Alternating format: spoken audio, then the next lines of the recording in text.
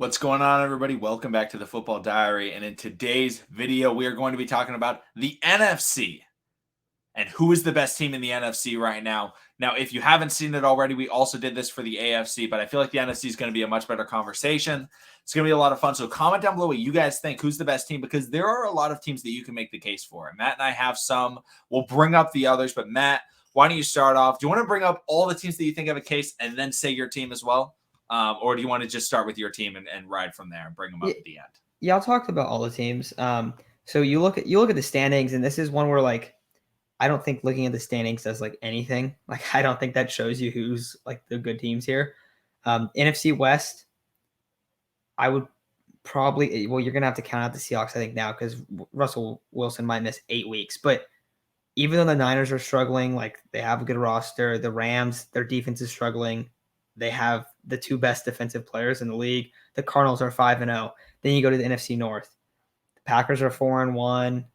The Vikings are underperforming at 2-3. I don't know if they have a true case to win the NFC, but they could potentially make the playoffs. The Bears are 3-2 right now. If Justin Fields balls out as a rookie, maybe they make the playoffs. And then you go to the NFC South. I think there's 3 really good teams here in the Bucks, Panthers, and Saints. But the Bucks have flaws. Sam Darnold just had a terrible game, and I'm a big Sam Darnold guy, but he just had a bad game. The Saints offense looks really stagnant. They don't have Michael Thomas. So there's a lot of teams I just brought up. With all that said, I think those are all the playoff contenders. And everyone knows you make the playoffs, anything can happen. Literally anything can happen in the NFL, where you can just win 3 games and then, oh, look, you're in the Super Bowl. But those are the teams I think that have chances to make the playoffs. I do think the best, and I think there's a lot of there's gonna be a lot of competition in the NFC, whereas the AFC, I think it's a little bit more top heavy. But if I had to pick anyone, I'm taking Tom Brady. I'm taking the Buccaneers. I know right now that their secondary is awful, but they have Sean Murphy-Bunting and Carlton Davis out, and I think that Winfield might have missed the last game. I know he's been banged up, so he's not even playing fully healthy. They just signed Richard Sherman. Going to take Sherman some time to get a little bit back to speed. I don't know if he's ever going to be fully back to speed, but to be at least a solid contributor. But you get Carlton Davis back, that's absolutely massive. Murphy Bunting's pretty solid as well. So those are 2 guys that's going to help the secondary a lot. And they're in a win now mode where they're going to go and get a guy if they really need to. And then offensively, they can hang with anyone in a shootout. Their offense is really, really good.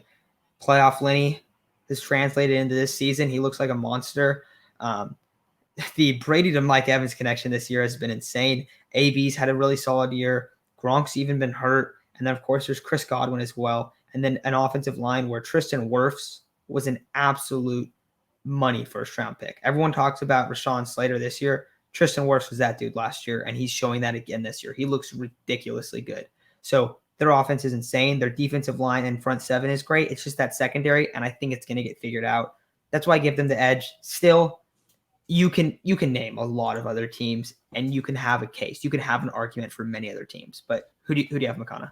Yeah, the Bucs are a great pick. I mean, you brought up the weapons. They're on pace to have 3 1,000-yard wide receivers, which is crazy.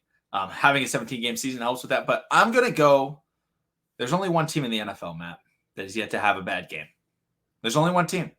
You look at the Bucs, yeah, they were pretty good until they played the Rams. Then they looked really bad. The Cardinals, they're undefeated. They did not look good against the 49ers. They looked bad. Now, they still won the game. Shout out to them. They still won. But the Dallas Cowboys are yet to play a game where they play poorly. They've played every game very well. And you may say, oh, wow, but they lost to the Buccaneers. Yes, the full-strength Buccaneers they lost to because their kicker missed a field goal. They were in the situation to win that game. And one, also, it was the first game of Micah Parsons, who may be the most important player on that defense, the way that he's been playing as both an edge rusher and as just their linebacker. Trayvon Diggs has stepped up massively from his rookie year. He's getting interceptions like nobody else in the league. And I feel like this defense, everybody looked at it last year because they didn't have Dak. And when you don't have Dak Prescott and everybody knows you're running it with Zeke, it's not going to be good because they're going to stop you. And the defense is on the field 24/7. They were tired the entire time. The defensive coaching was not good at all. and every team went right down the field on Dallas. That is not the case this year. This defense is significantly improved.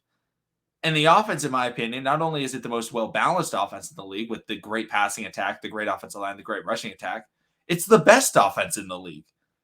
Like, there is not a weak hole on this roster on offense. You can say tight end because they don't have Travis Kelce or Mark Andrews or Darren Waller or George Kittle.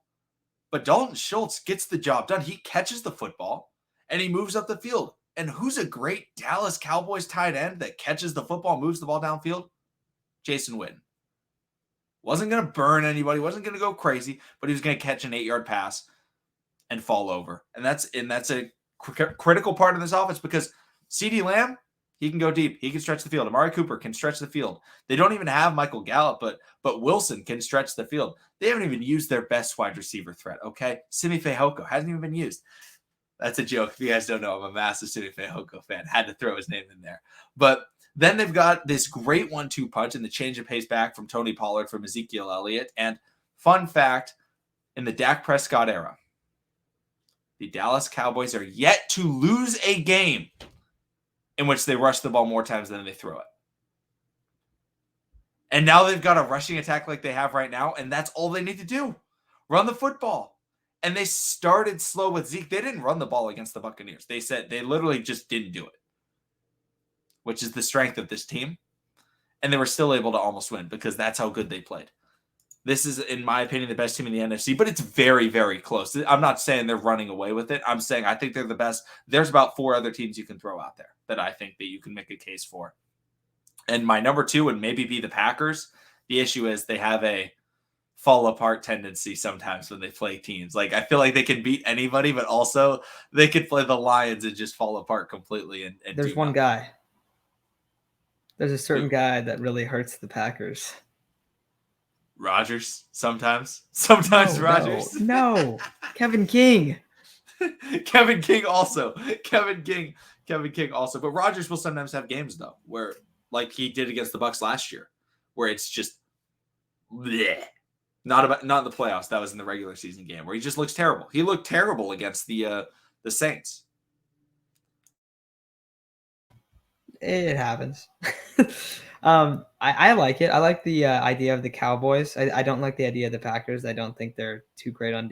I just don't. I think they've like barely survived some teams that they should have won by a little bit more if they are like that top tier team.